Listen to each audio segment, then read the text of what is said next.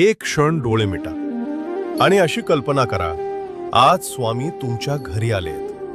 दार उघडताच समोर स्वामी उभे आहेत. शांत चेहरा, डोळ्यांत माया. ते आत येतात. कसलाही प्रश्न न विचारता तुमच्या बाजूला बसतात आणि हळूच म्हणतात, तू खूप काही सहन केलेस आणि तरीही तू उभा आहेस.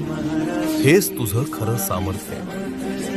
जे तुटलं ते तुला कमकुवत नाही तर शहाणं बनवतं. जे झालं नाही त्यासाठी स्वतःला दोष देऊ नकोस, कारण योग्य वेळ नेहमी योग्य उत्तर घेऊन येते. स्वामी तुमच्याकडे शांत नजरेनं पाहतात आणि पुढे म्हणतात, आयुष्य तुला तोडायला आलं नाही, ते तुला घडवायला आलंय. त्या एका क्षणात मन हलकं होतं, श्वास शांत होतो आणि आत कुठेतरी नवी उमेद जागी होते.